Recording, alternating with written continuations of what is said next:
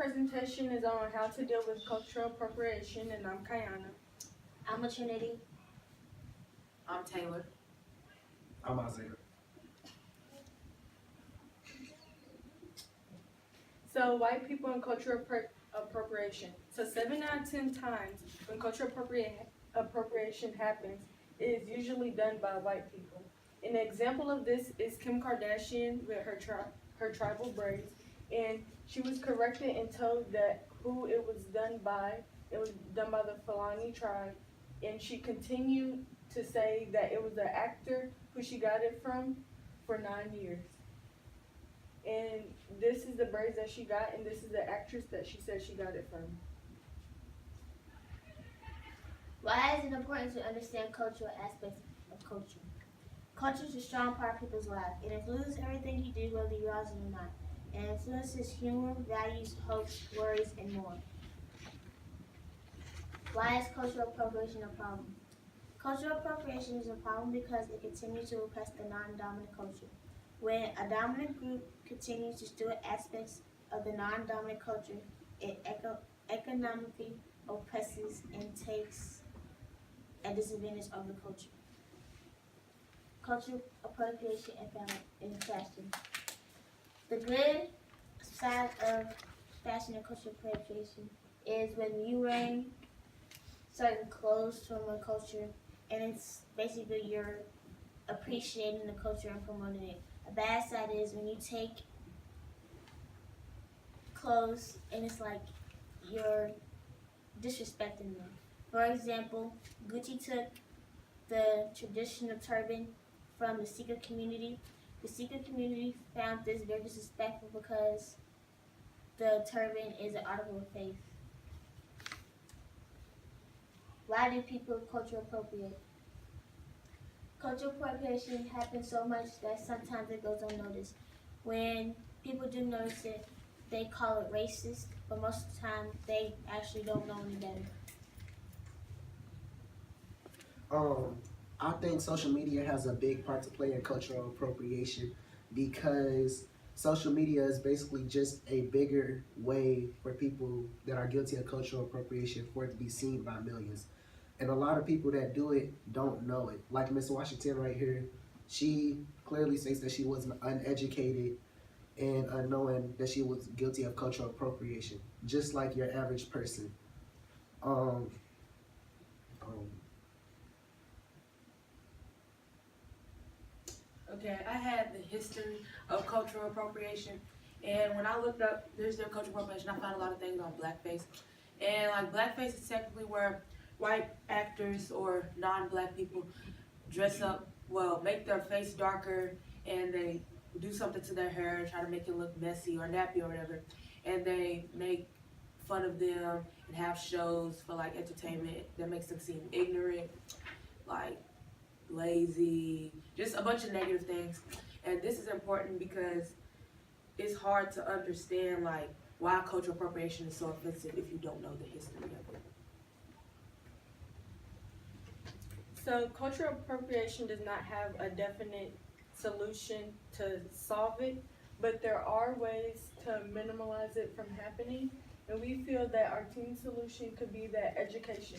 If you educate the next generation on different cultures and races, they would be more aware of the people around them, and they'd be less likely to culturally appropriate. Some limitations to this is that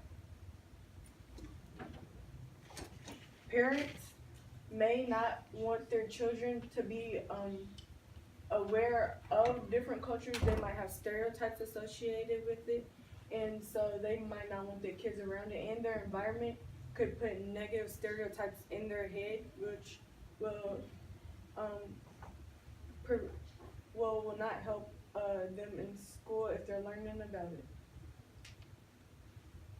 Another solution that can help is World Fest. World Fest is a festival that appreciates different cultures, and people come and they do dances and they have food from their cultures. And we have this yearly in Louisville, And doing this will help different people recognize cultures around them and be aware of them and celebrate them instead of appropriating them. A limitation to this is that it does cost people have to be vendors. So a lot of people may not have the money to do that. And a lot of cultures aren't diverse enough to do this all the time. So it depends on where you live and the money that people have.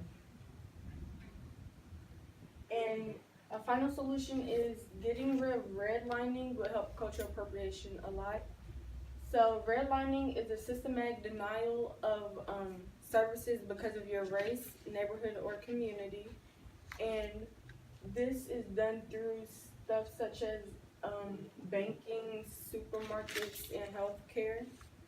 And it's typically done to minorities, so they prevent them from getting the stuff they need, such as supermarkets. They may not put them in lower income areas, which makes it harder for them to get fresh foods and stuff like that, or they might not allow them to get loans.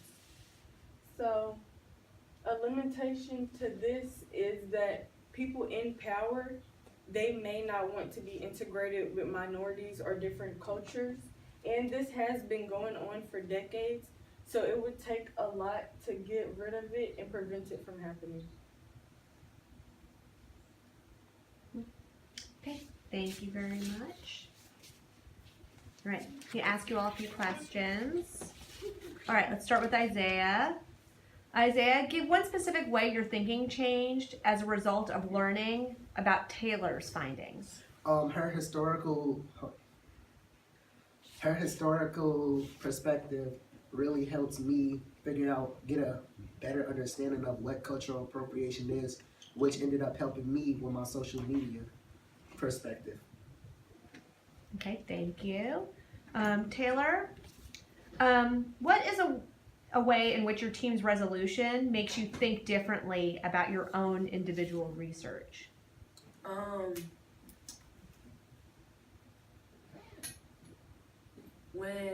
Cause I did the historical lens, and like since I saw a lot of things about blackface, I thought it was just white people like intentionally being rude. But then our solution came along about education, and then I realized that education does play a big part of it. Because if you don't know, then you can't change it. Great, thank you. Kayana, how did the group decide to include Isaiah's perspective, lens, or conclusion into the overall presentation? Well, social media is now a big part of our modern society. So, social media had everything to do with it because we wouldn't know a lot of the cases, like the Kim Kardashian example. We would not be aware of that without social media. Okay, and then Trinity, reflecting on your colleagues' work, which one had the greatest impact on your overall understanding of the problem your group identified? I think Kayana had the biggest impact on our presentation because she gave a lot of examples, and she was the one that helped us understand it more because of her perspective, and she showed us like why we can't have supermarkets in certain areas and stuff. Okay, thank you all very much.